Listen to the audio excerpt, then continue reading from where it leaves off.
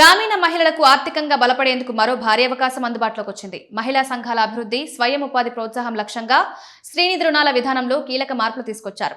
ఈ కొత్త విధానం వల్ల మహిళా సంఘాలకు గతంలో కంటే ఎక్కువ మొత్తంలో రుణాలు పొందే అవకాశం ఏర్పడింది. ముఖ్యంగా 10 మంది సభ్యులున్న ఒక మహిళా సంఘానికి గరిష్టంగా 17 లక్షల వరకు రుణం అందించేలా కొత్త మార్గదర్శకాలు అమల్లోకి వచ్చినట్లు సమాచారం. దీంతో గ్రామీణ ప్రాంతాల్లో వ్యాపారాలు చేయాలనుకునే మహిళలకు ఇది పెద్ద ఊరటనిచ్చే అంశంగా మారింది. మరి ఈ కొత్త విధానంలో ఏ మార్పులున్నాయి, ఎవరు అర్హులు, రుణాలను ఎలా వినియోగించుకోవచ్చు?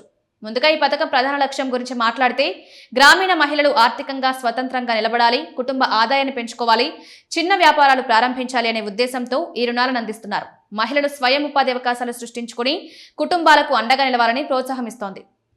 ఈ రుణాలపై వడ్డీ రేటు కూడా మహిళలకు అనుకూలంగా ఉండేలా నిర్ణయించారు. రుణాలపై వార్షికంగా 11% వడ్డీ ఉండగా అందులో కొంత భాగాన్ని స్థానిక మహిళా సంఘాల అభివృద్ధికి వినియోగించే విధానం కూడా అమల్లో ఉంది.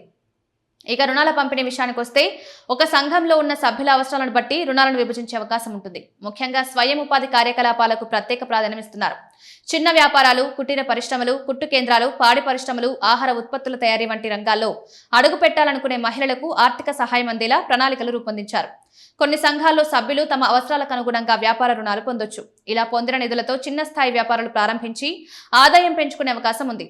కుటుంబ అవసరాలు, వ్యవసాయం, పశుపోషణ, ఇతర జీవనోపాధి కార్యక్రమాల కోసం కూడా రుణాలు వినియోగించుకునే అవకాశం కల్పిస్తున్నారు. గ్రామీణ ప్రాంతాల్లో కుటుంబ ఆదాయం పెరగడానికి పాడి పరిశ్రమ, కోళ్ల పెంపకం, వ్యవసాయ అనుబంధ రంగాలు ముఖ్య పాత్ర పోషిస్తాయి. అందుకే ఈ రంగాలకు అవసరమైన ఆర్థిక సహాయం అందించేలా ప్రత్యేక దృష్టి సారిస్తున్నారు. మరో ముఖ్యమైన అంశం, అత్యవసర పరిస్థితుల్లో మహిళలకు తక్షణ ఆర్థిక సాయం అందించే విధానాన్ని కూడా బలోపేతం చేశారు. అనుకోని వైద్య ఖర్చులు, ఇతర అత్యవసర అవసరాల సమయంలో సభ్యులు సులభంగా ఆర్థిక సహాయం పొందే అవకాశాలున్నాయి.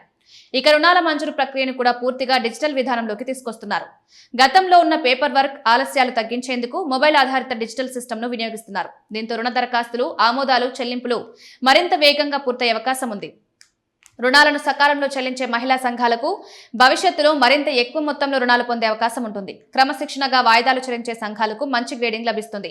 ఆ గ్రేడింగ్ ఆధారంగా భవిష్యత్తులో రుణ పరిమితి పెరిగే అవకాశాలుంటాయి. అంటే ఒకసారి మంచి రికార్డు సృష్టిస్తే తదుపరి దశల్లో మరింత పెద్ద ఆర్థిక సహాయం పొందే మార్గం తెరుచుకుంటుంది. మొత్తంగా ఈ కొత్త శ్రీనిధి రుణ విధానం గ్రామీణ మహిళలకు ఆర్థిక స్వావలంబన దిశగా ఒక పెద్ద అడుగుగా చెప్పొచ్చు. స్వయం ఉపాధి, చిన్న వ్యాపారాలు, కుటుంబ ఆర్థికాభివృద్ధి కోసం ఈ అవకాశాన్ని సద్వినియోగం చేసుకుంటే మహిళలు మరింత బలంగా ఎదిగే అవకాశం ఉంటుంది. అయితే రుణాల అర్హతలు, దరఖాస్తు ప్రక్రియ, స్థానికంగా అమల్లో ఉన్న నిబంధనల గురించి తెలుసుకోవడానికి సంబంధిత మహిళా సంఘాల ప్రతినిధులు, అధికారులను సంప్రదించడం మంచిది.